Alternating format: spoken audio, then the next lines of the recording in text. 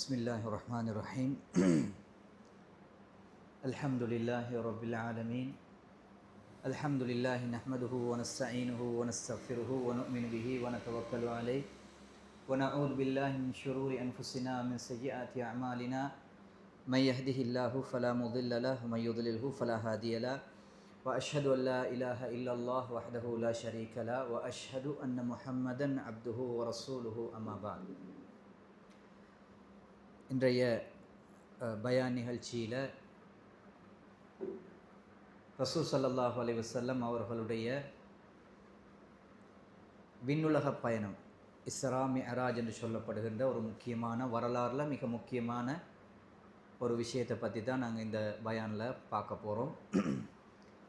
உண்மையிலே நாங்கள் எங்களோட தொடர் பயான் நிகழ்ச்சி ஒன்று தொழுகையை பற்றி பேத்து கொண்டு இருக்குது.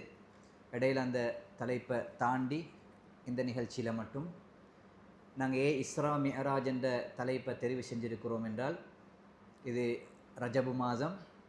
இந்த மாதத்துடைய இறுதியில் தான் ஸல்லல்லாஹு அலைஹி வஸல்லம் அவர்களுடைய மிஅராஜ் என்ற நிகழ்வு நடந்ததாக சொல்லப்படுகிறது. அதனால் இது சம்பந்தமாக நிறைய தெளிவுகளும் வரலாற்று விளக்கங்களும் சொல்லப்பட வேண்டிய இருக்கிறதுனால அந்தந்த காலங்களில் நடக்கக்கூடிய மிக முக்கியமான நிகழ்வுகளை பேசணும் என்றதுக்காக வேண்டி இந்த கிழமை மட்டும் நாங்கள் இந்த தலைப்பை தெரிவு செஞ்சுருக்கிறோம். எனவே அந்த அடிப்படையில் வரலாறில் ரசூலுல்லாவுடைய வரலாறில் மிக முக்கியமான ஒரு நிகழ்வு தான் இந்த இஸ்ரா மிஅராஜ் என்று சொல்லப்படக்கூடிய ஒரு நிகழ்வு. இந்த நிகழ்ச்சிக்கு போகிறதுக்கு முன்னால் இந்த இஸ்ரா மிஅராஜ் என்றால் என்ன, இதை வரலாறில் எங்களுக்கு என்ன சொல்லப்பட்டிருக்குது என்றதை பார்க்குறதுக்கு முன்னால், இந்த இஸ்ரா மிஅராஜி ஏன் அல்லாஹு தாலா ரசூலுல்லாவுக்கு கொடுத்தான், நபியை ஏன் இப்படி ஒரு பயணத்தை செய்யணும், நபியை என்னத்துக்கு அல்லாஹு தாலா வானத்துக்கு எடுக்கணும் என்றதை பற்றி ஒரு வரலாறு பின்னணியோடு இருக்குது. இதுக்கு சும்மா ரசூலுல்லாவை படுத்து கொண்டிருக்கிற ரசூலுல்லாவை அல்லாஹ் வாங்கன்னு சொல்லி கூப்பிடலை. இதுக்கான ஒரு மிக முக்கியமான ஒரு தேவை ஒன்று ரசூலுல்லாவோட வாழ்க்கையில் வந்ததன் காரணமாகத்தான் அல்லாஹு தாலா அப்படியான ஒரு ஏற்பாடை செஞ்சான். எங்களுக்கு தெரியும், இந்த நபி ரசூல் ஸல்லல்லாஹு அலைஹி வஸல்லம் அவர்கள் அவனோட வரலாறை படித்தால் இந்த உலகத்தில் சுகமாக வாழ்ந்துட்டு போன ஒரு நபி அல்ல அவர். அவருடைய வரலாறை ஒவ்வொரு கட்டத்தில் படிக்கிற நேரத்தில், வாசிக்கிற நேரத்தில், அதை பற்றி கேட்குற நேரத்தில் ஒவ்வொரு சந்தர்ப்பங்களும் நபியுடைய வாழ்க்கை எங்களுக்கு அழுகையை தான் தரும். அவர் சந்தித்த யுத்தம், அவர் சந்தித்த துன்பம், அவர் சந்தித்த கஷ்டம் எல்லாம் யாருக்காக வேண்டி என்றால், ரசூல் ஸல்லல்லாஹு அலைஹி வஸல்லம் அவர்கள் தனது சொந்த வாழ்க்கைக்காக இந்த உலகத்தில் எங்கேயுமே வாழலை. அதனால தான் ஆயிஷா ரலியல்லாஹு தஆலா அவங்க சொல்லுவாங்க, அதாவது 1 மாதம் 2 மாதம் 3 மாதம் கடக்கும் எங்களோட வீட்டில் அடுப்பு பற்ற வைக்கிறதுக்குரிய வசதி இல்லை. அப்படியான ஒரு நிலையில் தான் அல்லாஹ்வுடைய தூதர் இந்த உலகத்தில் வாழ்ந்தார். அப்படி தானே?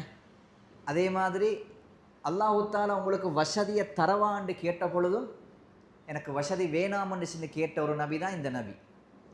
நாங்கள் இந்த உலகத்தில் பிறக்கிறதுக்கு முன்னாலேயும் எங்களை பார்க்கணும்னு சொல்லி விரும்பின ஒரு நபி தான் அந்த நபி.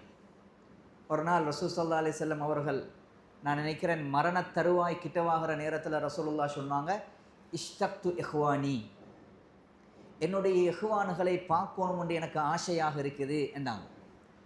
அப்போ ரசூல் ஸல்லல்லாஹு அலைஹி வஸல்லமுடைய சபையில் இருந்த சஹாபாக்கள் கேட்டாங்க, அவலஸ்னா இஹ்வானக யா ரசூலல்லாஹ், அல்லாஹ்வின் தூதரே, நாங்கள் தானே இருக்கிறோம் உங்களுடைய இஹ்வான்கள், எங்களை தானே நீங்கள் பார்த்து கொண்டு இருக்கிறீங்க அப்படின்னு கேட்ட பொழுது, இல்லா, நீங்கள் அல்ல, அந்தும் அஸ்ஹாபி, நீங்கள்லாம் என்னுடைய சஹாபாக்கள், தோழர்கள்.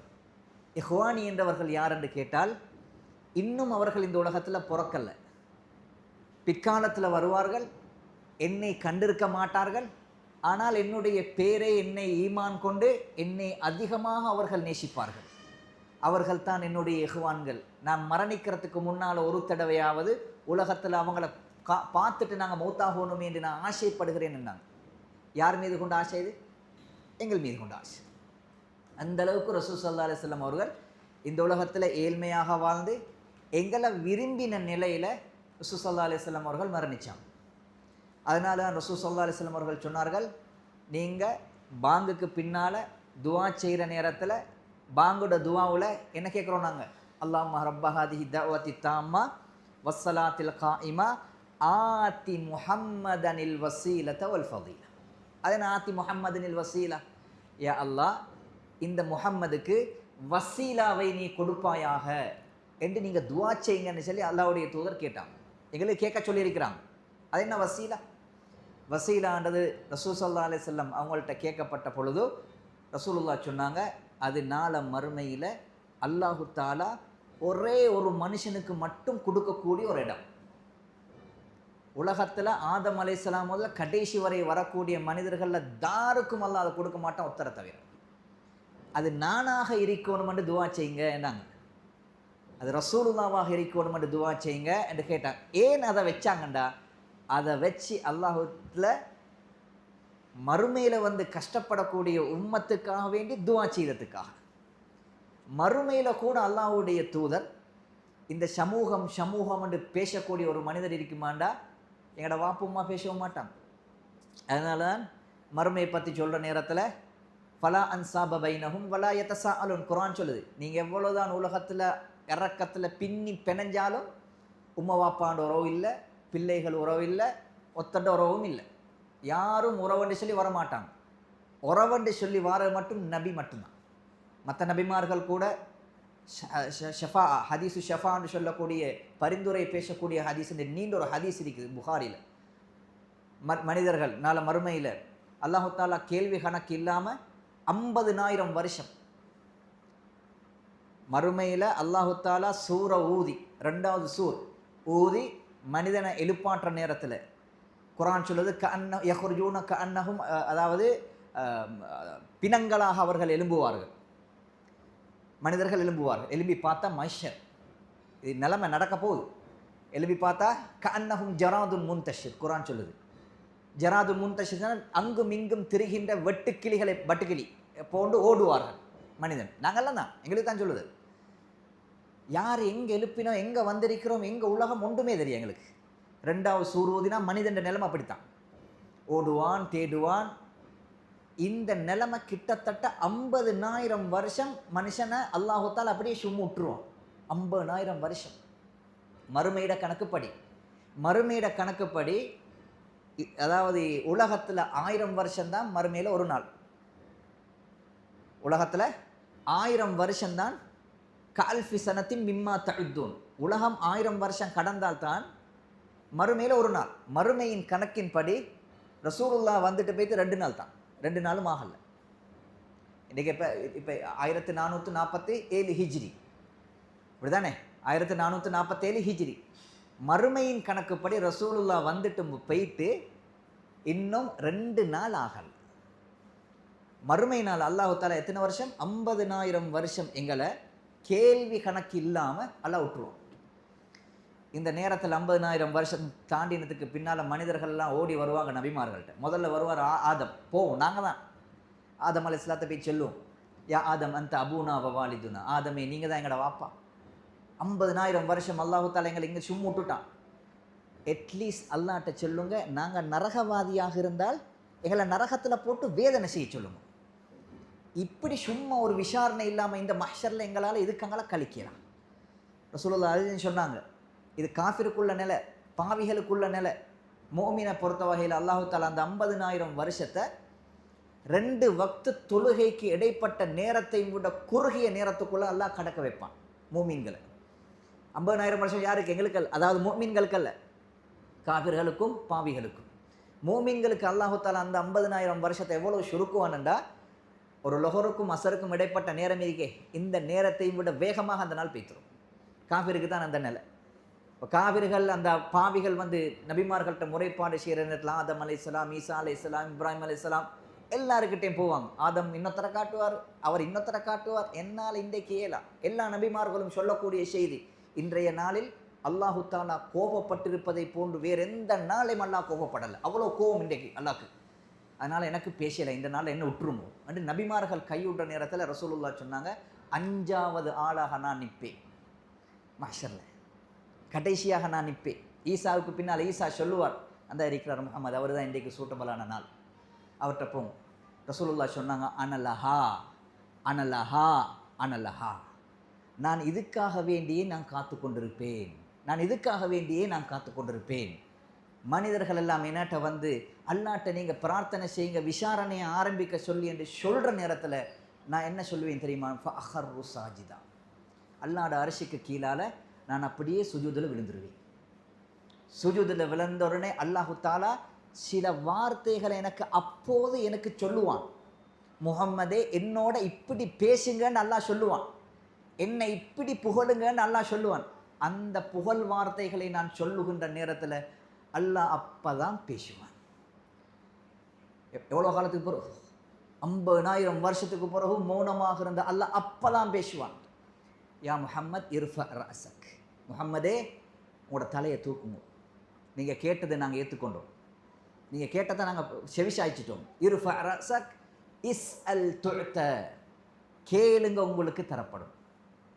இஷ்ஃபா துஷஃபா, நீங்கள் தாருக்கெல்லாம் பரிந்துரை செய்ய போகிறீங்களோ அந்த பரிந்துரைகளை நான் ஏற்க தயாராக இருக்கிறேன் முஹம்மதே, நீங்கள் எழுமுங்கோன்னு. அந்த நேரத்தில் உதவி செய்கிறதுக்கு ரசூலுல்லாவை தவிர வேறு யாரும் இல்லை. உம்மாவும் இல்லை, வாப்பாவும் இல்லை, பிள்ளைகளும் இல்லை, யாருமே இல்லை. அப்படி ஒரு கருணையாக வாழ்ந்துட்டு போன ஒரு நபி தான் இந்த உலகத்தில் வாழ்ந்துட்டு போனார். ரைட்? அவர் கூட சுகண்டியாக வசதியோடு வாழ்ந்தவரான்னு கேட்டால் இல்லை. அடிபடணுமா, ஏச்சி படணுமா, பசியில் வாட்டணுமா, பழிப்பேச்சுகள் கேட்கணுமா, இதெல்லாத்தையும் தாங்கின காரணம் இந்த சமுதாயம் நேர்வழி பெறணும், இந்த சமுதாயத்துக்கு இந்த மார்க்கம் பேத்தி சேரணும், இந்த சமுதாயத்துக்கு இந்த ஹிதாயத்து கிடைச்சோணும் என்ற ஒரே ஒரு நோக்கத்துக்காகத்தான் இந்த உலகத்தில் அந்த நபி வாழ்ந்து மரணிச்சார். அதனால தான் அவர் பிறந்ததிலிருந்து பிறந்து அவர் நபியானத்திலிருந்து இந்த உலகத்தில் பட்ட கஷ்டம் உலகத்தில் எந்த நபிமார்களும் படலை, எந்த மனிதர்களும் படலை, படப்போகிறதும் இல்லை. இதை முதலாவதாக நாங்கள் யோசிச்சுக்கணும். இஸ்ரா மிஅராஜை படிக்கிறதுக்கு முன்னால் அந்த நபி எவ்வளோ கஷ்டப்பட்டார்ன்றதை நாங்கள் கட்டாயம் முதலாவது எங்கள் உள்ளத்தில் எடுத்துக்கொள்ளும். இதில் மிக முக்கியமானது தான் ரசூலுல்லாஹ்வோட வாழ்க்கையில் மக்காவுடைய காலப்பகுதி. நீங்கள் வேறு வேறு பயான்களில் படிச்சிருக்கும், கேள்விப்பட்டிருக்கும். அதில் என்ற தலைப்பு விளங்கி கொள்றதுக்காக ரெண்டு ஒரு விஷயத்தை சொல்கிறேன். ரசூல் ஸல்லல்லாஹு அலைஹி வஸல்லம் அவர்கள் அவங்களோட மார்க்கத்தை இந்த இந்த இந்த மக்காவில் வந்து சொல்கிற நேரத்தில் எங்களுக்கு தெரியும், அடிபட்டாங்க, ஏச்சிப்பட்டாங்க, தொழுகிற நேரத்தில் அழு குடல்களை கொண்டாந்து மேலில் வீசினாங்க, யாருக்கும் அவரோட பேசவானம் பண்ணாங்க, ஊர் பகிஷரிப்பு செய்யப்பட்டது, எல்லாமே செய்யப்பட்டது. அதில் மிக முக்கியமாக ரசூலுல்லாஹ்வுடைய மார்க்கத்தை ஏற்றுக்கொண்டு அந்த மக்காவில் சஹாபாக்கள் அதிகரிக்கிற நேரத்தில் ஒரு கூட்டம் வந்தாங்க. வந்து அபூ தாலிப்ட்ட வந்து சொன்னாங்க, நீங்கள் நபி உங்களோட முஹம்மது உங்களோட தம்பியோட மகனை எங்களுக்கு தாரா இல்லையா? இதுக்கங்களையும் எங்களுக்கு பொறுக்கலாம், அவரை தரணும், எங்களுக்கு தந்தால் நாங்கள் கொள்ளுவோம், அவரை கொல்றதுக்காகவே நீங்களுக்கு தரணும். அந்த நேரத்தில் ரசூலுல்லாஹ்வுடைய குடும்பம், அபூ தாலிப், அவங்களோட நானமார், இவங்கெல்லாம் ரசூலுல்லாவை கொடுக்கறதுக்கு யாரும் விருப்பப்படலை. அப்போ மக்கா குறைஷிகள் செஞ்சாங்க என்ன வேலை? நாங்கள் முஹம்மதை கேட்டோம், அவங்களோட குடும்பத்தில் அவங்க தரலை, அவரோட பிரச்சனை பெருசி, அதனால் அவரோட அந்த குடும்பத்தோட யாரும் பேசக்கூடாது, அந்த குடும்பத்தோட யாரும் வியாபாரம் செய்யக்கூடாது, விற்கவும் கூடாது, வாங்கவும் கூடாது, அந்த குடும்பத்தோட யாரும் திருமணம் முடிக்கவும் கூடாது, பொண்ணு எடுக்கிறோம் இல்லை, கொடுக்குறோம் இல்லை, மாப்பிள்ளை எடுக்கிறோம் இல்லை, கொடுக்குறோம் இல்லை, அந்த குடும்பத்தை ஒதுக்குங்கள் என்று ஒரு உடன்படிக்கை எழுதி மக்காட கஅபால ஒட்டி வச்சாங்க. கிட்டத்தட்ட 3 வருஷம் அபூ தாலிப் பள்ளத்தாக்கு, இன்னோமிக்கு மக்காவில் அபூ தாலிப் பள்ளத்தாக்குன்ற ஒரு பள்ளத்தாக்கில் ரசூலுல்லாஹ்வுடைய குடும்பத்தை தள்ளி சாப்பாடு கொடுக்காம, உணவு கொடுக்காம, பேசாமல், ஒன்றுமே எடுக்காமல் 3 வருஷ காலம் அபூ தாலிப் என்கின்ற அந்த பள்ளத்தாக்கில் அந்த குடும்பத்தையே பகைச்சரிச்சாங்க. ரசூலுல்லாஹ்வுடைய குடும்பத்தில் சில பேர் சொல்கிறாங்க, சாப்பாடு இல்லாமல் இலை குலைகளை நாங்கள் சாப்பிட்டோம், சாப்பாடு இல்லாமல் இலை குலைகளை நாங்கள் சாப்பிட்டோம். ஏன்? இவருக்கு இதை உட சொல்லுவோம், அவரை எங்களுக்கு தாங்கும், நாங்கள் அவரை கொள்கிறோம் என்ற ஒரே ஒரு காரணத்துக்காக ரசூல் ஸல்லல்லாஹு அலைஹி வஸல்லம் 3 வருஷம் பசியோட அந்த குடும்பம் முழுக்க அவதிப்பட்ட காலம் இருக்குமாக இருந்தால் முகாத்தஅத்து ஷிஅப் அபி தாலிப் என்று சொல்லக்கூடிய அந்த அபூ தாலிபுடைய பள்ளத்தாக்கில் ரசூலுல்லாஹ்வோட குடும்பத்தை அப்படியே பசியில் போட்டான் 3 வருஷம். அந்த நேரத்தில் சில இரக்கம் மனசு உள்ள அந்த குறைஷிகளில் சில பேர் சொன்னாங்க, இதெல்லாம் அநியாயம், இதெல்லாம் செய்ய இயலாது, அவர் நபியாக இருக்கலும், அவர் எவராக இருக்கலும், ஆனால் மனுஷன் அவர். அதனால் அவரை நாங்கள் வெளியில் எடுப்போம்னு சில பேர், சில நல்லுள்ளம் படைச்சவங்க வந்து பேசுகிற நேரத்தில் ரசூல் ஸல்லல்லாஹு அலைஹி வஸல்லம் அவர்கள் சொன்னார்கள் அபூ தாலிப் கிட்ட, அல்லாஹு தஆலா காபால ஒட்ட வச்சிருக்கக்கூடிய அந்த உடன்படிக்கையை ஒரு சின்ன பூச்சியின் மூலமாக அழித்து விட்டான். நேத்ராவ் அழிஞ்சாச்சு. அந்த உடன்படிக்கையில் எழுதப்பட்ட பிஸ்மில்லா என்ற வார்த்தையை தவிர மற்ற எல்லாமே அழிஞ்சு விட்டது. அபூ தாலிப் கேட்டார், அகாலஹாதா ரப்புக்க, நேத்ராவ் ஓண்ட இறைவன் இதை சொன்னான்? ஆம் சொன்னான். போய் பார். காஃபிர்கள் பேத்து பார்த்தாங்க. ரசூலுல்லாஹ் சொன்ன மாதிரி அவங்க ஒட்டின அந்த இதை ஒரு பூச்சி வந்து அழிச்சு அந்த உடன்படிக்கை கீழே விழுந்து எழுத்தே இல்லாமல் பிஸ்மில்லான்ற வார்த்தை மட்டும்தான் இருந்துச்சு. அப்போ கூட ரசூலுல்லாஹ் நம்பலை. அந்த ஷேப் அபி தாலிபுக்கு பின்னால் தான் ரசூலுல்லாஹ் தன்னுடைய வாழ்க்கையில் மிகப்பெரிய சக்தியாக இருந்த, ரசூலுல்லாஹ்வுக்கு ஹெல்ப்பாக இருந்த 2 பேர் மரணிக்கிறாங்க. அதில் ஒன்று அபூ தாலிப். அவர் இருந்ததுனால தான் ரசூலுல்லாஹ்வுக்கு நிறைய பாதுகாப்பு கிடைச்சது. யாருமே அவருக்கு எந்த தீங்கும் செய்யாமல், கொல்லாமல், அடிக்காமல் ரசூலுல்லாஹ்வுக்கு பாதுகாப்பு இருந்த, அவருக்கு இருந்த மரியாதையின் காரணமாக, இவருடைய தம்பியிட மகனே அபூ தாலிப் எங்களுடைய பெரிய ஒரு மூத்தவரே, எங்கள் ஊருக்கு தேவையானவர் என்றதனால அவருக்காக வேண்டி ரசூலுல்லாஹ்வுக்கு எந்த தீங்கும் செய்யாமல் முக்கியமாக இருந்தவர் தான் அபூ தாலிப். அந்த வருஷம் மரணிக்கிறார். மரணித்து கொஞ்ச நாளில் தன்னுடைய மனைவி, தன்னுடைய வாழ்க்கைக்கு ஹெல்ப் பண்ணின பெரிய ஒரு சீமாட்டி, பெரிய ஒரு செல்வந்தி ஹதீஜா ரலியல்லாஹு தஆலா மரணிக்கிறாங்க.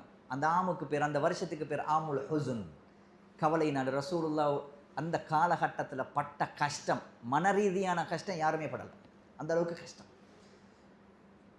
ஒன்றும் இல்லை, உதவிக்கு யாரும் இல்லை, மனைவியும் இல்லை, தன்னுடைய உற்ற அதாவது சாச்சாவும் இல்லை, யாருமே இல்லை. ரசூலுல்லாஹ் சிந்திக்கிறாங்க, மக்களை யாருமே என்ன பார்க்குறதுக்கு யாருமே இல்லையே, யாராவது எனக்கு ஹெல்ப் பண்ணுறதுக்கு, ஆறுதல் சொல்கிறதுக்கு யாருமே இல்லை என்று நினச்சி தான் ரசூலுல்லாஹ் இங்கே வந்தாங்க, தாயிஃபுக்கு வந்தாங்க. கஷ்டம் ஒன்றுமே செஞ்சு கொள்ளையலாம். நபி மார்க்கத்தை சொல்கிறார், சொல்லக்கொள்ள பெரிய துன்பமும் சோதனையும் பிரச்சனைகளும். யாருக்கிட்ட பேத்தி இதை சொல்லுவோம்? சொந்தக்காரர்கள் யாருமே இல்லை. அப்போ தான் யோசித்தாங்க, பக்கத்தில் ஒரு ஊர் இருக்கு தாயிஃப். தாயிஃபில் சில மனிதர்கள் இருக்கிறார்கள், அவங்கள்ட்ட போய் நான் உதவி தேடுவோம் என்று ரசூலுல்லாஹ் அவருடைய வளர்ப்பு மகனாகிய ஸைத் இப்னு ஹாரிஸா என்கின்ற அந்த சஹாபியோட சின்ன பொடிய நேரம் அவரை கூட்டிக்கொண்டு தாயிஃபுக்கு வரான். கிட்டத்தட்ட 180 கிலோமீட்டர் தூரம் ரசூலுல்லாஹ் நடந்து வரான். இப்போ நீங்கள் பஸ்ஸில் போனால் 2 ஹவர் தூரம் பஸ்ஸில் போகணும். நடந்து வரார், தாயிஃபுக்கு வருகிறார். ரசூலுல்லாஹ் தாயிஃபுக்கு வந்த வரலாறு நிறைய படிச்சிருப்பீங்க. ஈமணிவாட பாட்டும் இருக்குது. தாயிஃப் நகரத்து வீதியிலே எங்கள் தாஹா ரசூல் நடக்கையில் இந்த ஒரு பாட்டம் இருப்பேன். அதில் அவர் அழுதழுது தான் பாடுவார். தாயிஃபுக்கு வர ரசூலுல்லாஹ் தாயிஃபுக்கு வந்து என்ன செய்கிறார்? உதவி கேட்குறார். தாயிஃபுக்கு வந்து பார்த்தா தாயிஃபில் யார் தலைவர்கள் என்று கண்டுபிடிச்சி 3 பேரோட பேரை கண்டுபிடிச்சி அவங்கள பற்றி சந்திக்கிறாங்க. அவங்களோட வீட்டில் மஸ்ஊத், நான் நினைக்கிறேன் மஸ்ஊத், இன்னொன்று அப்துயாலீல், இன்னும் ஒரு நஃபர். இந்த 3 பேரையும் ஒரு இடத்துல எடுத்து ரசூலுல்லாஹ் இஸ்லாத்தை சொல்கிறாங்க. நான் அல்லாஹ்வுடைய நபி, நான் நல்ல தேவ வந்திருக்கிறேன், நான் மனிதர்கள் வழிகட்டிலிருந்து ஒளியின் பக்கம் அழைக்கிறேன், அல்லாஹ் தஆலா எனக்கு குர்ஆனை தாரான், குர்ஆனில் நேர்வழி இருக்குது, இப்படி இஸ்லாத்தை எடுத்து சொல்கிறான். மௌனமாக கேட்டுக்கொண்டிருந்த இந்த 3 பேரும் ரசூலுல்லாஹ் எதிர்பார்த்தாங்க நல்ல ஒரு முடிவு தருவாங்க.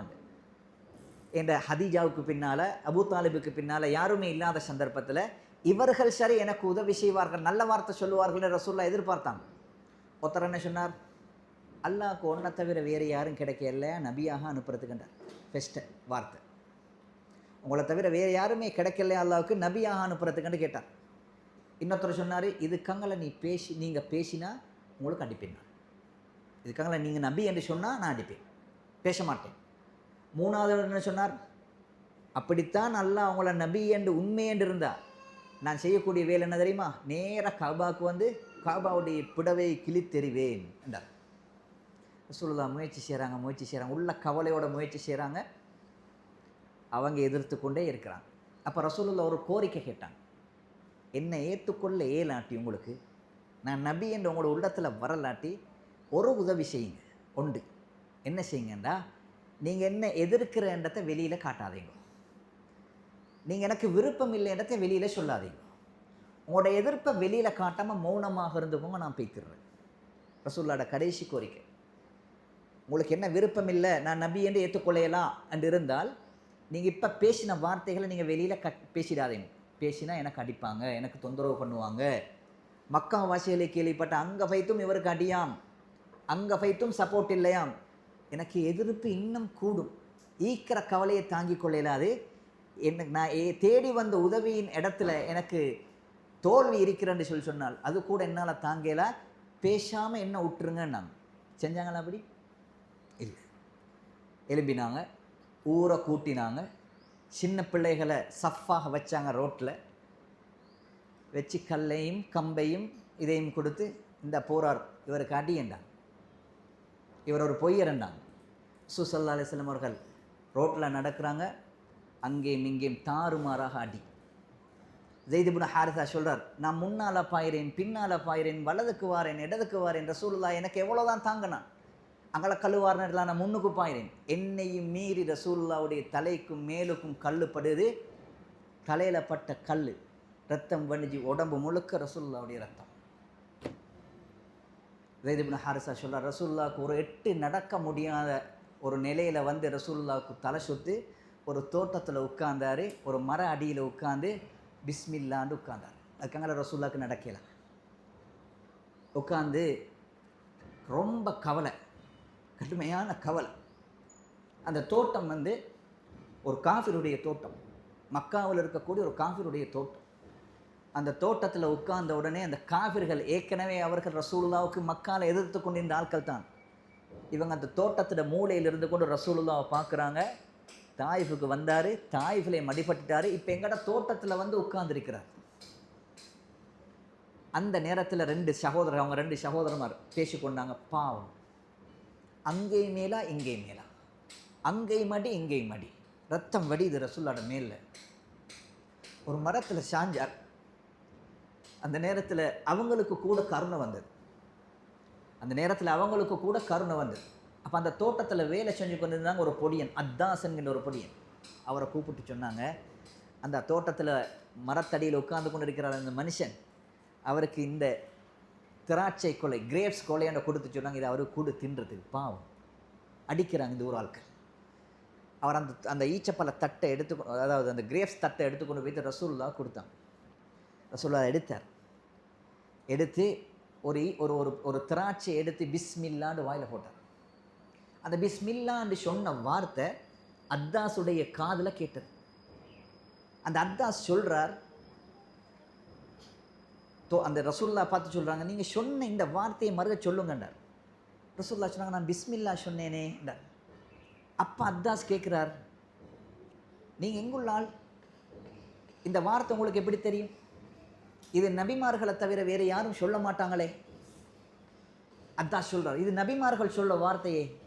திருப்பி ரசூலுல்லாஹ் கேட்குறாங்க, நீ எங்கள் ஊர்? அப்போ அவர் சொல்கிறாரு, நான் நைனுவா என்ற ஊரிலிருந்து வந்திருக்கிறேன்.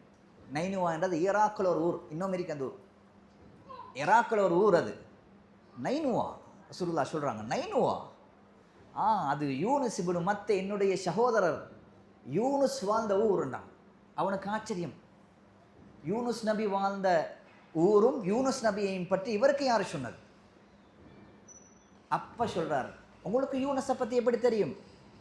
அப்போ ரசூலுல்லாஹ் சொன்னாங்க, நாங்கள்லாம் நபிமார்கள், அவர் நபித்துவம் கிடைச்சவர், நாங்கள்லாம் சகோதரர்கள் என்று ரசூலுல்லாஹ் சொன்ன பொழுது அத்தாஸ் என்பவர் இஸ்லாத்துக்கு வந்ததாக வரலாறு இருக்குது.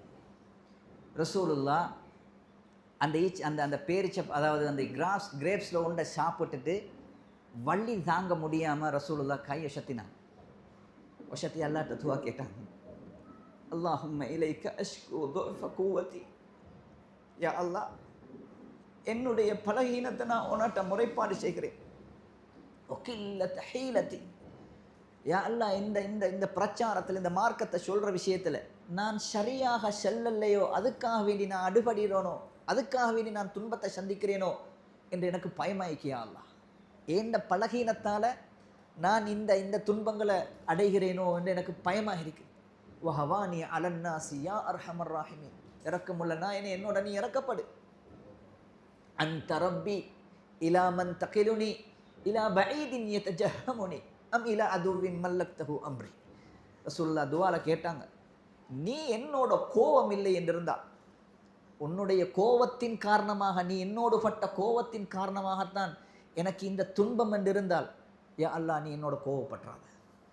உலகத்தில் நான் வேண்டிய ஒரு துன்பத்தையும் சிரமத்தையும் நான் தாங்குறேன், ஓண்ட கோபத்தை என்னால் தாங்கினான். நீ கோபப்பற்றாத என்னோட, நான் வேண்டியத்தை தாங்குறேன், வேண்டியவர்கள் எதையும் செய்யட்டும். ஆனால் ஒன்று மட்டும் நான் பயம், இந்த சோதனைகள் உன்னுடைய கோபத்தின் காரணமாக எனக்கு தாரதியாக இருந்தால், யா அல்லாஹ்வே என்னோட நீ கோபப்பற்றாத. நீ கோபம் இல்லை என்றால் இது கங்கிட்டு வரக்கூடிய துன்பத்தையும் நான் தாங்க தயார் என்று ரசூலுல்லாஹ் துஆவை முடிக்கிறாங்க. ரசூலுல்லாஹ் சொல்லுவாங்க, ஃபரஃபஅது ரஸி, என்ற தலையை ஒசத்தினேன். ஜிப்ரீல் அலைஹிஸ்ஸலாம் தன்னுடைய இறக்கைகளை விரிச்ச நிலையில் நிற்கிறார். ஒரு துன்பம் வார நேரத்தில் ஒரு முஃமின் சரியான ஒரு இடத்துல நின்றா அல்லாஹ்வுடைய உதவி வித்தியாசமானது. ஜிப்ரீல் அலைஹிஸ்ஸலாம் இறங்கி சொன்னார், யா முஹம்மத், முஹம்மதே, இதோ என்னோட வந்திருக்கிறார் ஒரு மலக்கு, உங்களுக்கு சலாம் சொல்றார். அஸ்ஸலாமு அலைக்க யா ரசூலல்லாஹ், அல்லாஹ்வின் தூதரே உங்களுக்கு சலாம். இவர் தான் அல்லாஹு தஆலா இவரை படைச்சது காரணம். இந்த உலகத்தில் இருக்கிற அவ்வளவு மலைகளுக்கும் இவர் தான் பொறுப்பு. உலகத்தில் படைக்கப்பட்டிருக்க எல்லா மலைகளையும் இயக்கிறவது இவர் தான். அது உஷும்புறதும், அது போகிறதும், வாரதும், அது உருவாகிறதும் இவர் தான் அதுக்கு பொறுப்பு. இப்போ நீங்கள் ஒரு வார்த்தை சொல்லுங்கள், இந்த தாயிஃப் வாசிகளை, இந்த மக்கா வாசிகளை 2 மலைகளுக்கு இடையில் நெசுக்கி அடித்து போட்டுரும். உங்களுக்கு செஞ்ச வேலைக்கு மக்கா வாசிகளையும் தாயிஃப் வாசிகளையும் சேர்த்து 2 மலைகள். இப்போ நீங்கள் ஒரு வார்த்தை சொன்னால், ஒரு ஒரு ஒரு ஒரு ஷைக்கினை நீங்கள் செஞ்சால், அல்லாஹு தஆலா இந்த கூட்டத்தை இப்போ அழித்து நெசுக்கி போட்டுருவான். அப்போ ரசூலுல்லாஹ் சொன்னாங்களா, இல்லை வேணும். ரசூலுல்லாஹோட கருணையை பாருங்கள். நான் இதை தாங்குறேன், எதை அடிக்கட்டும், என்ன ஒரு ஒதுக்கட்டும், நான் இதை தாங்குறேன். இவர்களுக்கு பின்னால் ஒரு சமுதாயம் வருவார்கள், அல்லாஹு தஆலா அவர்களுக்கு ஹிதாயத்து நசீபாக்குவான். இந்த சமுதாயம் ஏற்றுக்கொள்ளாவிட்டாலும் இவர்களின் பிச்சலத்தில் பிள்ளைகளுக்கு பின்னால் சமுதாயம் கொண்டு வரும். அவர்களை அல்லாஹு தஆலா இந்த மார்க்கத்தை ஏற்றவர்களாக, என்னை ஏற்றவர்களாக, தௌஹீதை ஏற்றவர்களாக, அல்லாஹ்வை வணங்கக்கூடிய ஒரு சமுதாயம் வரும். அதை நான் எதிர்பார்க்கிறேன். அல்லாஹ்வுடைய தூதர் அந்த அளவுக்கு சிரமத்துக்கு மேலால் தாங்கினது இந்த மார்க்கம் எல்லாருக்கும் போய் சேரணும் பண்ணதுக்காக. ரசூல் ஸல்லல்லாஹு அலைஹி வஸல்லம் அவர்கள் தாயிஃப்லேருந்து வந்தாங்க, மக்காவுக்குள்ளுக்கு வரதுக்கு கஷ்டப்பட்டாங்க. தாயிஃப் வாசிகள் எனக்கு துன்பம் தந்த மாதிரி மக்கா வாசிகள் திரும்பி என்ன அடிச்சிடுவாங்களோன்னு பயந்தாங்க. ஹெரா குகைக்கு அடிவாரத்தில் இருந்து கொண்டு யோசித்தாங்க, மக்காவுக்குள்ளே நான் எப்படி நுழையிறது, திரும்பி என்ன அடிச்சிடுவாங்களோ. யாருமே இல்லை, அபூ தாலிபும் இல்லை, ஹதீஜாவும் இல்லை, யாருமே இல்லை. 2 நாள் 3 நாள் ஹெரா குகை அடிவாரத்தில் ரசூலுல்லாஹ் பயந்தவர்களாக நின்றாங்க. அந்த நேரத்தில் ஒரு மெசேஜ் அனுப்பினார், எனக்கு யாராவது பாதுகாப்பு தாங்கன்னு. அந்த நேரத்தில் காஃபிராக இருந்த ஒரு மனிதர், ஜுபைர் இப்னு முத்இம், காஃபிராகவே மறைஞ்சு போனார். ஜுபைர் இப்னு முத்இம் தன்னுடைய ஆம்பளை பிள்ளைகளோட வாளோட வந்தார். முஹம்மதே, நீங்கள் உள்ளுக்கு வாங்க, மக்காவுக்கு உள்ளுக்கு வாங்க, உங்களுக்கு யாராவது ஏதாவது செஞ்சால் உங்களுக்கு எதிராக, உங்களுக்கு ஷார்ப்பாக நாங்கள் நிற்கிறோம். அல்லாஹ் வசப்படுத்தினான். ரசூல் ஸல்லல்லாஹு அலைஹி வஸல்லம் அவர்கள் அப்படி சொன்ன பிறகு அவங்களோட பாதுகாப்பில் நேராக வந்தாங்க காபாவுக்கு. காபாவை சுற்றினாங்க. ரசூலுல்லாஹ் பயணம் போனால், மக்காவுக்குள்ளுக்கு வந்தால் முதலாவது செய்த வேலை காபாவுக்கு வந்து 7 வட்டம் சுற்றுவாங்க, தவாஃப். காபாவை சுற்றினாங்க. சுற்றினத்துக்கு போகிறோம். அந்த ஜுபைர் இப்னு முத்இம் காபாவோட படிக்கு மேலே ஏறி சொன்னார், இந்த முஹம்மதுக்கு நாங்கள் பாதுகாப்பு கொடுத்திருக்கிறோம், யார் சரி இவருக்கு தீங்கு செஞ்சால் நானும் என் பிள்ளைகளும் அவர்களுக்கு எதிராக யுத்தம் செய்வோம் என்று முதலாவதாக ஒரு காஃபிர் ரசூலுல்லாவுக்கு கர்ணப்பட்ட இடம். அதனால பத்ர் யுத்தத்தில் ரசூலுல்லாஹ் காஃபிர்களை சிறை கைதியாக பிடிச்ச நேரத்தில் எல்லாரும் வந்து ரசூலுல்லாட்ட பேசினாங்க, பேரம் பேசினாங்க, யார் ரசூலுல்லாஹ் அவங்கள விட்டுருங்கோண்டு. காஃபிர்களை சிறை கைதியாக பிடிச்ச நேரம். அந்த நேரத்தில் ரசூலுல்லாஹ் சொன்னார், இந்த வார்த்தையை ஜுபைர் இப்னு முத்இம் எனக்கு பாதுகாப்பு தந்தவர், அந்நேரம் அவர் மரணிச்சிட்டார். இந்த வார்த்தையை இப்போ ஜுபைர் இப்னு முத்இம் உஷுரோட நின்று என்ன கேட்டார், யா நபி அல்லாஹ், அல்லாஹ்வின் தூதரை இவங்களை விட்டுருங்க என்று சொன்னால் எந்த கண்டிஷனும் இல்லாமல் நான் விட்டுருப்பேன் அவர் எனக்கு செஞ்ச உதவிக்கு. ஆனால் அவர் இல்லை, பத்ர் யுத்த காலத்தில் அவர் இல்லை, அதுக்கு முன்னால் அவர் செத்து போய்த்தார், மொத்தாய் போய்ட்டார். ஸல்லல்லாஹு அலைஹி வஸல்லம் அவர்களே பாதுகாப்பு கொடுத்து மக்காவுக்குள்ளே எடுத்து அந்த நாள் ராவ் ரசூலுல்லாஹ் கவலையோடு படுக்கிறாங்க. எங்கே படுக்கிறாங்க? ஹிஜ்ர் இஸ்மாயிலுக்கு பக்கத்தில் படுக்கிறாங்க, காபாட. ஜிப்ரீல் அலைஹிஸ்ஸலாம் வந்தார், வந்து சொன்னார், முகமதே எல்முங்கோ, இன்றைய நாள் நீங்கள் தான் அல்லாஹ்வோட விருந்தாளி. அல்லாஹ் அவங்கள கண்ணியப்படுத்த போகிறான். நீங்கள் பட்ட கஷ்டம் துன்பம் எல்லாத்துக்கும் அல்லாஹ் உங்களுக்கு கூலி தரப்போகிறான். அல்லாஹ் உங்களை இன்றைக்கு விருந்தாளியாக கூட்டிக்கொண்டு வர சொல்லியிருக்கிறான். அங்கே தான் ஸ்டார்ட் ஆகினது இஸ்ரா மிஅராஜ். ரசூல் ஸல்லல்லாஹு அலைஹி வஸல்லம் அவருடைய இரவு பயணம் அங்கே தான் ஸ்டார்ட். ஏன் ரசூலுல்லாஹ்க்கு இந்த பயணம்? இவ்வளோ தூரம் ஒரு நபி மனசில் வருத்தப்பட்டு கஷ்டப்பட்டு துன்பப்பட்டு இருக்கிற நேரத்தில் அல்லாஹ் விரும்பினான் தன்னுடைய நபியை ஆறுதல் படுத்த. உங்களை அல்லாஹ் கைவிடலை. அல்லாஹ்ட்ட உங்கள்கிட்ட உதவி இருக்குது. அல்லாஹ் எல்லாத்தையும் கண்காணித்து கொண்டிருக்கிறான். நீங்கள் அல்லாஹ்ட்ட மிக இஸ்ஸத்தான ஒரு மனுஷன் என்றதை அல்லாஹ் காட்டுறதுக்கும் நபியோட உள்ளத்தில் இருக்கக்கூடிய அந்த கவலை துன்பம் கஷ்டம் எல்லாத்தையும் அல்லாஹ் உள்ளத்திலிருந்து அழிக்கிறதுக்கும் அல்லாஹ் செஞ்ச ஏற்பாடு தான் இஸ்ரா மிஅராஜ். அதில் முதலாவது இஸ்ரா, ஸல்லல்லாஹு அலைஹி வஸல்லம் அவர்கள் சொன்னார்கள், நான் ஹிஜ்ர் இஸ்மாயில படுத்து கொண்டிருக்கிறேன். படுத்து கொண்டிருப்பது ஜிப்ரீல் வந்து சொன்னார், நபியை தயாராகுங்க, அல்லாஹ் உங்களை அழைக்கிறான். அந்த நேரத்தில் என்ன செஞ்சாரண்டா, என்னுடைய அதாவது ஹார்ட், என்னுடைய நெஞ்சி பகுதியை பிளந்தார். அவர் நெஞ்சி பகுதியை பிளந்து என்னுடைய ஹார்ட்டை உள்ளத்தை வெளியில் எடுத்தார். ஸல்லல்லாஹு அலைஹி வஸல்லம் அவர்கள் சொல்கிறார், அறிஞர்கள் சொல்லுவாங்க, ரசூலுல்லாஹ்வுடைய தொண்டை குழியிலிருந்து நெஞ்சிட கடைசி வரைக்கும் பிளக்கப்பட்டது. பிளத்து அல்லாஹு தஆலா அந்த உள்ளத்தை ரசூலுல்லாஹ்வுடைய உள்ளத்தை வெளியில் எடுத்து ஜம்சம் நீரால் அதை கழுவினான். அல்லாஹ் ஜிப்ரீல் அலைஹிஸ்ஸலாத்தை சொல்லி ஜம்சம் நீரால் அதை கழுவி ஈமானாலையும் ஹிக்மத்தாலையும் அல்லாஹு தாலா ஒரு தட்டில் ஜிப்ரீல் கொண்டு வந்திருந்தார். அது நிறைய ஈமானும் ஹிக்மத்தும் அறிவும். அல்லாஹ்வுடைய தூதரின் உள்ளத்தை ஈமானாலையும் ஹிக்மத்தாலையும் நிறைச்சி திருப்பி மூடி நபியை வானுலக பயணத்துக்காக தயார்படுத்தினான். நிறைய அறிஞர்கள் சொல்லுவாங்க, சாதாரணமான ஒரு மனிதனுடைய உள்ளத்தை வச்சுக்கொண்டு வானலோகம் வரைக்கும் பயணம் பண்ண இயலாம். மனுஷனுக்கு இயலாம். நாங்கள் சாதாரணமாக ஃப்ளைட்டில் இப்படி ஏறுற நேரத்தில் எங்களுக்கு ஒரு இருகிறமாய் வரும். அது மனித உள்ளத்தில் பழகினம். அது சில பேருக்கு ஃப்ளைட் பயணங்கள் ஆரம்ப பயணம் ஆகிற நேரத்தில் அல்லது ஃப்ளைட் பயணம் பொதுவாகவே மனுஷன் ஒஷர வானத்துக்கு ஒஷர ஆக்சிஜன் குறையிற நேரத்தில் ஹார்ட் இருகிறமாய் வரும். அதனால தான் அல்லாஹு தாலா மனிதனுடைய சாதாரண உள்ளத்தில் இல்லாமல் அந்த உள்ளம் வானலோகத்தின் அளவுக்கு போகின்ற அளவுக்கு முதலாவதாக என்ன செஞ்சான்? கழுவினான் அல்லாஹ். இது சாதாரண மனித உள்ளத்தால் அங்கே போகலாம். ஜம்சம் நீரால் கழுவி ஈமானால் நிரப்பி ஹிக்மத்தால் நிரப்பி அதை மூடினத்துக்கு போகிற நபி தயார். அப்போ தான் வந்துச்சு புராக். எல்லாருக்கும் தெரியும் புராக்ன்றது என்ன? புராக் ரசூலுல்லாஹ் போன பயணம் செஞ்ச வாகனம், நபிமார்கள் ஏறின வாகனம். நபிமார்கள் அதாவது பெரும்பாலும் நபிமார்கள் இப்படியான பயணங்களில் அல்லாஹ் அவர்களுக்கு கொடுத்த வாகனம் புராக். ஒவ்வொருத்தரும் ஒவ்வொரு கதை சொல்லுவாங்க. ரசூலுல்லாஹ் சொன்னாங்க, அந்த புராக்கை நான் கண்டேன்.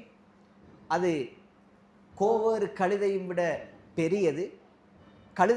பெரியது, கோவேறு கழுதையும் விட சின்னது. ரெண்டுக்கும் நடுப்பட்ட சைஸ், வெள்ளை நிறமானது, இறக்கைகளை கொண்டது. அது வைக்கின்ற எட்டு கண்ணுடைய பார்வை நேர பார்த்தா எவ்வளவு தூரத்துக்கு அது இருக்குமோ அவ்வளோ தூரத்துக்கு அதனுடைய எட்டு இருந்தது. அது வெச்சிய காலடி முதலாவது எட்டு, அவ்வளோ வேகம். திருமதியில் பதிவு செய்யப்பட்ட ஒரு ஹதீஸ் ஒன்று வருகிறது, நான் பார்த்தேன். ஜசூசல்லாஹ் புராக்கில் ஏற சொன்னாங்க. ஏறுறதுக்கு ரசூலுல்லாஹ் கஷ்டப்பட்டாங்க. ஏறிக்கொள்ள இயலாமல் போச்சு. ஜிப்ரீல் அலைஹிஸ்ஸலாம் புராக்கை பார்த்து கேட்டார், அதஃப் அலு ஹாதா லி முஹம்மதின், இந்த முஹம்மதுக்கு, இந்த நபி இது அவருடைய வாகனம், இந்த நபிக்கா நீ இவ்வளோ கஷ்டப்படுத்துகிறாய், குனி என்றாங்க. அந்த வாகனம் குனிஞ்சது. ரசூலுல்லாஹ் ஏறினாங்க. நேராக வந்தாங்க எங்க? பைத்துல் மக்திஸ். பலஸ்தீனில் இருக்கக்கூடிய, இன்றைக்கு காசாவில் இருக்கக்கூடிய, அதாவது காசா மக்கள் போராடுகின்ற பைத்துல் மக்திஸ், நபிமார்கள் வாழ்ந்த பூமி, நபிமார்கள் அடக்கம் செய்யப்பட்ட பூமி, நிறைய நபிமார்கள் வாழ்ந்த பூமி. ரசூலுல்லாவை முதலாக அங்கே தான் கொண்டு வந்தாங்க. ரசூலுல்லாஹ் சொல்கிறாங்க, நபிமார்கள் வாழ்ந்த பூமியில் நான் வந்து இறங்கினேன். இறங்கினதுக்கு பின்னால் நபிமார்கள் எந்த இடத்துல தன்னுடைய வாகனங்களை கட்டு போடுவாங்களோ அந்த இடத்துல நான் கட்டினேன். அதை புராக்கை நான் கட்டினேன். அந்த நேரத்தில் அல்லாஹு தாலா எல்லா நபிமார்களையும் என்னோடு ஒன்று சேர்த்தான். உலகத்தில் வந்த அவ்வளோ நபிமார்களையும் ரசூலுல்லாஹ் அந்த இடத்துல சந்தித்தான். ஒரு சஹாபி கேட்குறார், அந்த ஹதீஸை இந்த விஷயத்தை சொல்கிற நேரத்தில் ஒரு சஹாபி கேட்குறார், யா ரசூலுல்லாஹ் கம் கான், எவ்வளோ பேர் இருந்தாங்க? 1,00,000க்கும் மேற்பட்ட நபிமார்கள். ரசூல் ஸல்லல்லாஹு அலைஹி வஸல்லம் அவர்களுக்கு அல்லாஹ் அந்த இடத்துல கொடுத்த கண்ணியம், ஆக இறுதியான நபி, ஆக வயசில் குறைந்த நபி, ஆக பின்னுக்கு வந்த நபி. இந்த நபி அதற்கு முன்னால் வாழ்ந்த எல்லா நபிமார்களையும் மஅ்மூம்களாக வைத்து ரசூல் ஸல்லல்லாஹு அலைஹி வஸல்லம் அவர்கள் தொழுவித்தார்கள். ரசூலுல்லாஹ் சொல்கிறார், ஃபஹானத்தி ஸலாஹ், நாங்கள் இருக்கிறோம், அந்த நேரத்தில் தொழுகையுடைய நேரம் வந்தது. நான் அல்லாஹு தாலா என்னை தொழுவிக்குமாறு ஏவினா நான் தொழுவிச்சு. எனக்கு பின்னால் இருந்து அவ்வளோ நபிமார்களும் தொழுதார்கள். தொழுது முடிஞ்ச உடனே ஜிப்ரீல் 2 தட்டு கொண்டு வந்தார். அதில் ஒன்றில் பால் இருந்துச்சு, இன்னொன்றில் மது இருந்துச்சு. நபியே, இதில் ஒன்றை எடுங்கண்டார். நான் பாலை தெரிவு செய்தேன். அந்த நேரத்தில் ஜிப்ரீல் சொன்னார், அசப்தல் ஃபித்ரா, நபியே நலவை தெரிவு செய்து விட்டீர்கள். நீங்கள் மதுவை எடுத்திருந்தால் உங்கள் சமுதாயத்தில் நிறைய பேர் வழிகட்டு போயிருப்பார்கள். நீங்கள் பாலுக்கு பதிலாக மதுவை எடுத்திருந்தா உங்களுக்கு பின்னால் வர சமுதாயம் நிறைய பேர் எங்கே பேத்திருப்பாங்க? வழிகட்டு பேத்திருப்பாங்க. நீங்கள் ஹலாலை தெரிவு செஞ்சதுனால உங்களோட சமுதாயத்தில் இயற்கையாக வரக்கூடியவர்கள் எல்லோரும் நன்மையையும் இந்த மார்க்கத்தையும் நேர்வழியும் விரும்பக்கூடிய உள்ளத்தில் தான் வருவார்கள் என்று ரசூல் ஸல்லல்லாஹு அலைஹி வஸல்லம் அவர்களுக்கு சொல்லப்பட்டது. அந்த பைத்துல் மக்திஸ் உடைய நிகழ்வு முடிஞ்சதுக்கு பின்னால் அதுதான் இஸ்ரா, இரவு நேர பயணம். மஸ்ஜிதுல் ஹராமிலிருந்து மஸ்ஜிதுல் அக்ஸாக்கு வந்த பயணத்துக்கு தான் பேர் இஸ்ரா. இந்த இஸ்ராவை தான் குர்ஆனில் ஒரு அத்தியாயமே இருக்குது, சூரத்துல் இஸ்ரா அல்லது சூரத்து பனி இஸ்ராயில், 16வது அல்லது 17வது அத்தியாயம். சூரத்து கஹ்ஃபுக்கு முன்னுக்கு வரக்கூடிய அத்தியாயம். அது ஆரம்பமே அப்படித்தான், சுப்ஹானல்லதி அஸ்ரா பி அப்திஹி லைலன் மினல் மஸ்ஜிதில் ஹராமி இலல் மஸ்ஜிதில் அக்ஸா அல்லதி பாரக்னா ஹவுலஹு லினுரியஹு மின் ஆயாத்தினா இன்னஹு ஹுவஸ் ஸமீஉல் பஸீர். அற்புதமான ஒரு வசனம். சுப்ஹானல்லதி அஸ்ரா பி அப்தி, தன்னுடைய அடியானை இரவு நேரத்தில் பயணம் செய்ய வைத்த அல்லாஹ் மிக தூயவன். லைலம் மினல் மஸ்ஜிதில் ஹராமி இலல் மஸ்ஜிதில் அக்ஸா, இரவு நேரத்தில் மஸ்ஜிதுல் ஹராமில் இருந்து கஅபாவிலிருந்து மஸ்ஜிதுல் அக்ஸாவுக்கு இரவு நேரத்தில் அல்லாஹ் அந்த அடியானை பயணம் செய்ய வைத்தான். அல்லதி பாரக்னா ஹவுலஹு, அந்த மஸ்ஜிதுல் அக்ஸா எப்படிப்பட்ட மஸ்ஜிதுல் அக்ஸா என்றால் அதற்கு ஷூலாலில் இருக்கக்கூடிய எல்லா பகுதிகளையும் பரக்கத்தாக்கி வைத்திருக்கிறோம் நாங்கள். லினுரியஹு மின் ஆயாத்தினா, அந்த தூதரை, அந்த அடிமையை, அந்த அல்லாஹ்வுடைய அடிமையை ஏன் நாங்கள் இப்படி பயணம் செய்ய வைத்தோம் என்றால் எம்முடைய அத்தாட்சிகளை அவருக்கு நாங்கள் காட்ட. அவர் நினச்சி கொண்டிருக்கிறார் அவருக்கு யாரும் இல்லை என்று. உலகத்தில் அவருக்கு துன்பம் கொடுத்தா அல்லாஹ் இதை காணல, அல்லாஹ்வுக்கு இது தெரியா, யாரும் அவருக்கு ஆறுதல் கொடுக்கறதுக்கு ஒருத்தரும் இல்லை என்ற ஒரு நினப்பு அவருக்கு இருக்கிறது இல்லை. அவர் அல்லாஹ்ட நபி, அவருக்கு உதவி இருக்குது, அல்லாஹ் கொடுப்பானால் அதை காட்டுறதுக்கும் அவர் உறுதிப்படுத்துறதுக்கும் இன்னஹு ஹுவஸ் ஸமீஉல் பஸீர். நாங்கள் அவரை எடுத்தோம் வானத்துக்கு. இரவு நேரத்தில் 2வது பயணம் தான் மிஅராஜ், உலகத்திலிருந்து வானத்துக்கு போகிற நேரத்தில்.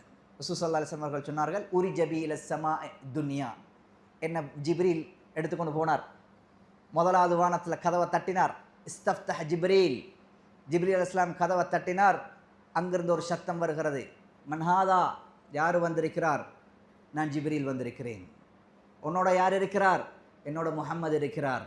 அபுஇஸ இலைஹி, அவருக்கு அனுமதி கொடுக்கப்பட்டிருக்கிறதா? வானத்தில் வாரத்துக்கு அவருக்கு அனுமதி ஏற்கனவே அவருக்கு இருக்குதா? கன்ஃபர்மேஷன் இருக்குதா? ஆம், கொடுக்கப்பட்டிருக்கிறது. அப்போ வானத்தின் கதவு, முதலாவது வானத்தின் கதவு திறக்கப்பட்டது. ரசூலுல்லாஹ் போனாங்க, பார்த்தா ஒரு மனுஷன் உட்கார்ந்து கொண்டு இருக்கிறார். ஜிப்ரீல் அலைஹிஸ்ஸலாம் அவர்கிட்ட கேட்டாங்க, யா ஜிப்ரீல் மன்ஹாதா, ஜிப்ரீலே இதாரு?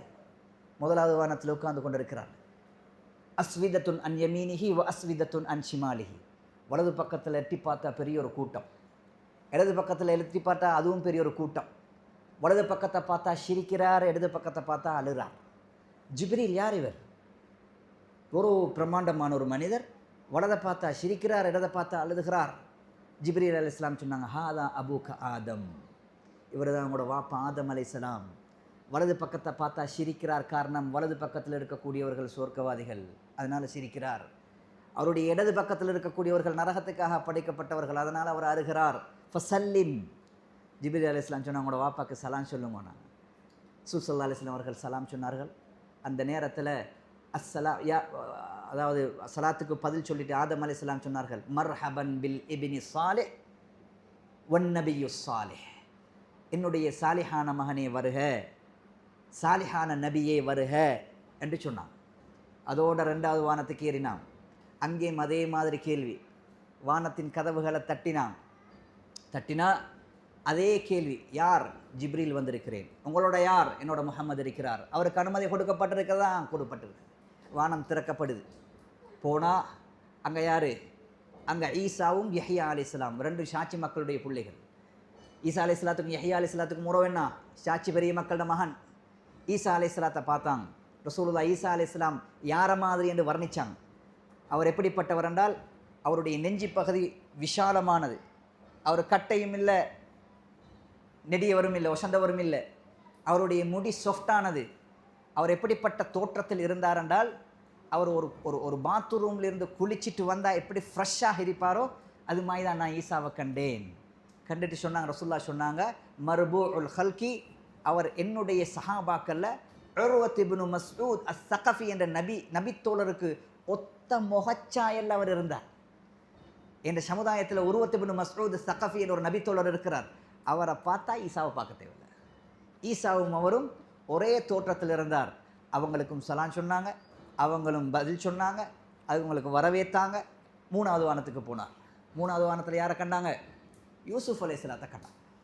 யூசுஃப் அலைஹிஸ்ஸலாத்தை பற்றி ரசூல் ஸல்லல்லாஹு அலைஹி வஸல்லம் அவர்கள் சொல்கிற நேரத்தில் சொன்னாங்க, உத்திய ஷத்ரல் ஜமால், இந்த உலகத்தில் அறவாசி அழகு அவருக்கு தான் கொடுக்கப்பட்டிருக்கு. அவ்வளோ அழகான மனுஷன்.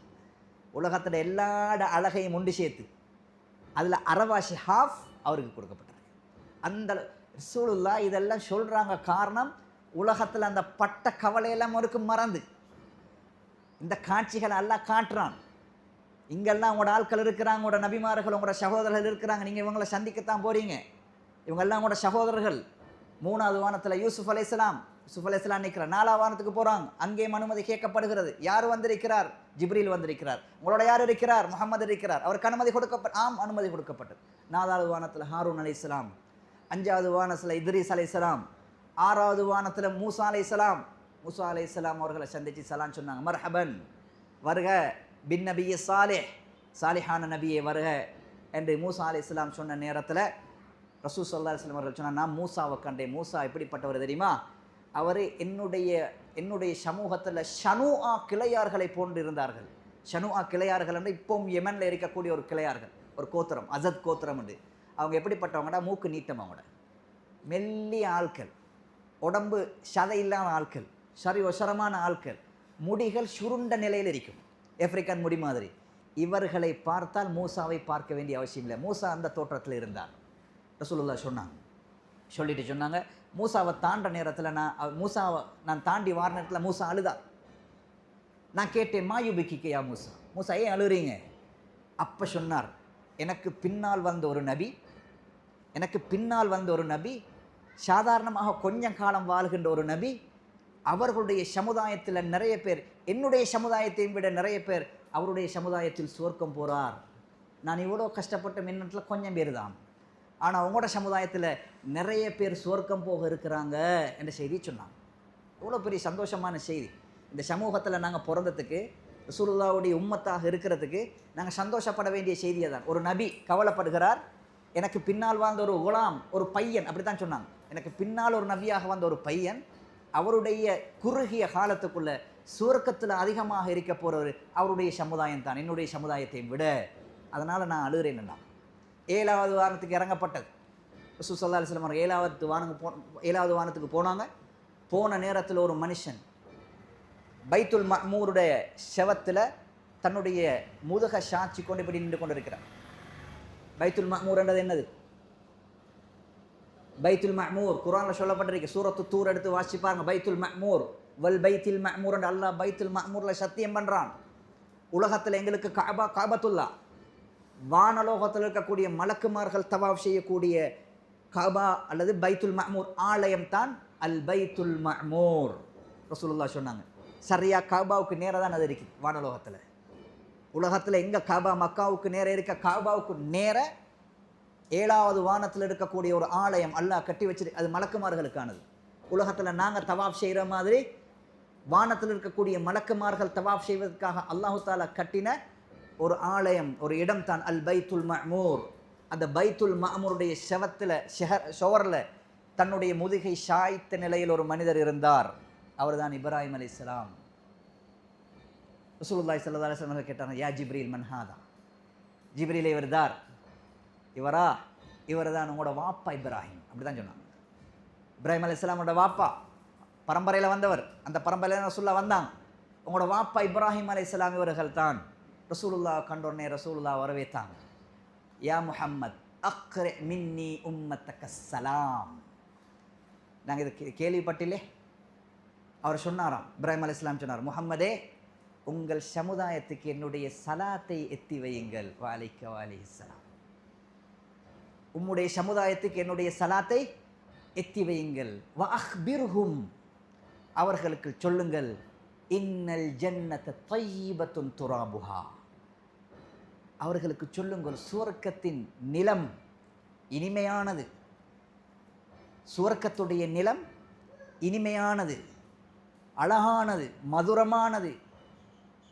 சுவர்க்கத்துடைய நிலத்தை அல்லாஹு தாலா மிஸ்கால் படைச்சிருக்கிறான். வ அன்னஹா கீஆன், அதில் மேடு பள்ளம் இல்லை, நேரானது. வ கிராசுஹா, அதில் மரத்தை நாட்ட சொல்லுங்க உங்கள் சமுதாயத்துக்கு. எப்படி? அதில் மரத்தை நாட்ட சொல்லுங்கோ. அது எப்படி மரத்தை நாட்டுறது? சுப்ஹானல்லாஹி வல்ஹம்துலில்லாஹி வலா இலாஹ இல்லல்லாஹு அல்லாஹு அக்பர். இப்படி சொல்கிறதுனால உங்களோட சமுதாயத்தில் சுவர்க்கத்தின் நிழலில் மரத்துகளை நாட்டலாம். அதனால் ரசூலுல்லாஹ் சொன்னாங்க, யார் சுப்ஹானல்லாஹி வ பிஹம்திஹி சுப்ஹானல்லாஹில் அதீம், சுப்ஹானல்லாஹி வ பிஹம்திஹி போன்ற திக்ருகளை சொல்கிற நேரத்தில் அல்லாஹ் ஒவ்வொரு சுப்ஹானல்லாஹுக்கும் என்ன செய்கிறான்? சுவர்க்கத்தில் மரம் நாட்டுறான். யார் சொன்னது? இப்ராஹிம் அலைஹிஸ்ஸலாம் மிஅராஜுக்கு ரசூலுல்லாஹ் வந்த பொழுது சுவர்க்கத்தை பற்றி சொல்லிட்டு சொன்னாங்க, அவங்களோட சமுதாயத்துக்கு சொல்லுங்க, சுவர்க்கம் மனமானது, அது மேடு பள்ளம் இல்லாதது, அதனுடைய நிலம் மண் அல்ல, அது மிஸ்க். அதில் மரத்தை நாட்ட சொல்லுங்க, அதிகமாக திக்ரு செய்ய சொல்லுங்க ஒரு சமுதாயத்துக்கு. அந்த நேரத்தில் பைத்துல் மஅமூரை பற்றி ரசூலுல்லாஹ் சொன்னாங்க. பைத்துல் மஅமூருடைய எந்த அளவுக்கு பிரமாண்டமான படைப்பண்டா, ஒவ்வொரு நாளும் அந்த பைத்துல் மஅமூரை தவாஃப் செய்கிறதுக்காக வேண்டி 70,000 மலக்குமார்கள் வாராங்க. ஒவ்வொரு நாளும் 70,000 மலக்குமார்கள் பைத்துல் மஅமூருக்கு வாராங்க. அல்லாஹு தாலா படைச்ச காலத்திலிருந்து இந்து வரைக்கும், உலகம் அழியும் வரைக்கும் ஒவ்வொரு நாளும் 70,000 மலக்குமார்கள் தவாஃபுக்காக வாராங்க. வாரவங்க திருப்பி வெளியில் வரமாட்டாங்க. ஒவ்வொரு 70,000 மலக்குமார்கள் அதற்காக வேண்டி படைக்கப்படுகிறார்கள் என்றால் அல்லாஹ்வுடைய படைப்பு எவ்வளோ விஷாலமானது. அல்லாஹ்வுடைய படை எவ்வளோ விஷாலமானது. நாங்கள் அதாவது இன்றைக்கு எண்ணினால் சாதாரணமாக ஒரு 10 லட்சம் 15 லட்சம் காபா வலம் வந்து கொண்டு இருக்கும் ஆக கூடினால். ஹஜ்ஜுடைய காலத்தில் ஒரு 3 மில்லியன் 30 லட்சம் ஆக கூடினால். ஆனால் அல்லாஹ் இந்த உலகத்தை படைச்ச நாளில் இருந்து பைத்துல் மஅமூருக்காக வேண்டி ஒவ்வொரு நாளும் 70,000 மலக்குமார்கள் போனவங்க திரும்பி வரலை என்றால் உலகம் அழியும் வரைக்கும் காலத்துக்கு எவ்வளவு மலக்குமார்கள் வருவார்கள். பைத்துல் மஅமூருடைய பிரமாண்டம். அதுக்கு பின்னால் ரசூல் ஸல்லல்லாஹு அலைஹி வஸல்லம் அவர்கள் சொன்னார்கள், ஃபஊத், அதாவது நான் வந்தேன், என்னை சிதறத்துல் முன்தஹா என்ற இடத்துல கொண்டு வந்து வச்சார் ஜிப்ரீல். அந்த இடத்தை பார்த்தேன். அந்த இடத்துல வச்சு ஜிப்ரீல் சொன்னார், யா முஹம்மத் தகத்தம், முஹம்மதே நீங்கள் போங்க, இதுக்கனால என்னால் வரையலாம். இவ்வளோதான் ஒரு மனுஷனுக்கு படைப்புகளுக்கு இவ்வளவு தூரம் தான் வரையும். ஆனால் அல்லாஹு தாலா அவங்கள எப்படி கண்ணியப்படுத்துகிறான் என்றால், இதுக்கு அங்கால போகிற ஒரு படைப்பு இருக்குமெண்டா நீங்கள் மட்டும்தான். ஜிப்ரீல் அலைஹிஸ்ஸலாத்துக்கு கூட அந்த இடத்தை தாண்டி போக முடியாது. ரசூலுல்லாஹ் சிதறத்துல் முன்தஹா பார்த்தாங்க. சிதறத்துல் முன்தஹான்ற அந்த வார்த்தை சூரத்துல் நஜ்மில் சொல்லப்பட்டிருக்கு, படித்து பாருங்கள். சிதறத்துல் முன்தஹா ரசூலுல்லாஹ் சொன்னாங்க, அந்த மரம் ஆக பிரமாண்டமான மரம். அதனுடைய இலைகளை நான் பார்த்தேன், யானைகளுடைய காது அளவுக்கு பிரமாண்டமானது. அதனுடைய காய்களை நான் பார்த்தேன், கிலாலுல் ஹஜர் என்கிற பிரமாண்டமான அண்டாக்களை போன்ற பெரிய பிரமாண்டமானது. அல்லாஹு தாலா எனக்கு அதை காட்டினான். அதனுடைய இலைகளில் நிறங்கள் மாறுகிறது, தங்க வடிவத்தில் சில பூச்சிகள் வந்து அதை மூடிக்கொள்கிறது. ரசூலுல்லாஹ் சொன்னாங்க, எனக்கு அதை வர்ணிக்கவே தெரியா. நீங்கள் விளங்குற மாதிரி, உங்களுக்கு விளங்குற மாதிரி எனக்கும் அதை வர்ணித்து சொல்ல தெரியா. உலகத்தில் எந்த ஒரு படைப்புக்கும் சிதறத்துல் முன்தஹா இப்படித்தான் இருக்கும் என்று சொல்கிற அளவுக்கு, சொன்னாலும் விளங்கிக் கொள்கிற அளவுக்கு அறிவு இல்லாத வித்தியாசமான படைப்புகள், ஒளிகள் கிளம்பிக்கொண்டே இருந்தது, நிறங்கள் மாறிக்கொண்டே இருந்தது. அந்த நேரத்தில் ரசூலுல்லாஹ் ஜிப்ரீல் அலைஹிஸ்ஸலாத்தை கூப்பிட்டார். ஜிப்ரீல் அலைஹிஸ்ஸலாம் சொன்னார்கள், இதுக்கங்களை நான் வந்தா அல்லாஹ்வுடைய நூரின் காரணமாக நான் பத்தி போய் விடுவேன், அதை என்னால் தாங்க முடியாது. அல்லாஹ்வுடைய ஹிஜாப் நூரை திறந்தானண்டா அதனுடைய கோரத்தின் காரணமாக நான் உருகி விடுவேன். அதையும் தாண்டி யார் போனாங்க? ரசூல் ஸல்லல்லாஹு அலைஹி வஸல்லம் அவர்கள் போனார்கள். ரசூல் ஸல்லல்லாஹு அலைஹி வஸல்லம் அவர்கள் சொல்கிறார்கள், அந்த இடத்துல வச்சு தான் அல்லாஹு தாலா என்னோடு பேசினான். அல்லாஹ் பேசிய இடம் சித்ரத்துல் முன்தஹா. அதை தாண்டி போகிற நேரத்தில் ரசூல் ஸல்லல்லாஹு அலைஹி வஸல்லம் அவர்களுக்கு 3 சிறப்பு கொடுக்கப்பட்டது அந்த இடத்துல. ஒன்று எங்களுக்கு தெரியும், தொழுகை. அல்லாஹ் தொழுகையை கொடுத்தான். ரெண்டாவது என்ன கொடுத்தான்? சூரத்துல் பக்கராவுடைய கடைசி 2 வசனத்தையும் சூரத்துல் ஃபாத்திஹாவையும் அங்கீன வச்சு தான் அல்லாஹு தாலா அறிவித்தான், உங்களுக்கு இது கிடைக்கும். வஹி பிறகுதான் வந்தது. அல்லாஹு தாலா முதலாவதாக அறிவித்தான் 2 ஆயத், 2 விஷயம். இதுக்கு முன்னால் எந்த நபிமார்களுக்கும் கொடுக்கப்படாத 2 விஷயம் உங்களுக்கு தாரோம். அதில் ஒன்று சூரத்துல் ஃபாத்திஹா, அடுத்தது சூரத்துல் பக்ராவின் கடைசி 2 வசனம். அதனால் அந்த ரசூலுல்லாஹ் நீங்கள் இரவு நேரத்தில் படுக்க போகிறதுக்கு முன்னால் சூரத்துல் பக்கராட கடைசி 2 வசனத்தை ஓதிக்கோங்கோ, அது மட்டுமே உங்களுக்கு போதுமானாங்க. நன்மை எந்தேண்டு செல்லலை, அது மட்டும் உங்களுக்கு போதும் ராவிக்கு. நீங்கள் அடுத்த நாள் காலை வரும் வரைக்கும் வேண்டி ஒன்றுக்கு அது போதும். அதனால் சூரத்துல் பக்கராவுடைய கடைசி 2 வசனத்தை இரவில் ஓதிக்கொண்டு படுக்கிறது மிகப்பெரிய சிறப்பு. சில அறிஞர்களுடைய கருத்துப்படி இரவு முழுக்க நீங்கள் நின்று வணங்கின சிறப்பு அதுக்கு. ரசூலுல்லாஹ்க்கு 2ஆவதாக அதை கொடுத்தான். 3ஆவதாக ரசூலுல்லாஹ்க்கு அல்லாஹ் கொடுத்த கண்ணியம் என்னவென்றால், நபியே உங்களோட உம்மத்தில் யாரெல்லாம் ஷிர்க் இல்லாமல் மரணிப்பார்களோ, பெரும் பாவம் செஞ்சிருந்தால் எனக்கு இணை வைக்காமல் யார் மரணிக்கிறார்களோ அவர்கள் எப்போதாவது ஒரு காலத்தில் பாவங்கள் மன்னிக்கப்பட்ட நிலையில் அல்லாஹ் அவர்களுக்கு சுவர்க்கம் கொடுப்பான். வேறு யாருக்கும் கொடுக்கல. நபி உங்களோட சமுதாயத்தில் பாவம் செய்திருக்கலாம், பெரும் பாவங்கள் கூட செஞ்சிருக்கலாம். எனக்கு ஷிர்க் செய்யாமல் யாராவது மன்னிச்சால் அவனுக்கு ஒரு காலத்தில் சுவர்க்கம் உண்டு. இந்த 3ஐயும் அல்லாஹு தாலா ரசூல் ஸல்லல்லாஹு அலைஹி வஸல்லம் அவர்களுக்கு சித்ரத்துல் முன்தஹா என்ற இடத்துல வச்சு கொடுத்தான். ரசூலுல்லாஹ் சொன்னாங்க, சித்ரத்துல் முன்தஹாவின் ஆழத்தை நான் பார்த்தேன், 4 ஆறுகள் ஓடுகிறது சித்ரத்துல் முன்தஹாவுக்கு பக்கத்தால். அதில் 2 ஆறு சுவர்க்கத்துக்குரியது, 2 ஆறு உலகத்தில் உள்ளது. ஒன்று நைல், நைல் நதி என்றோமே அது.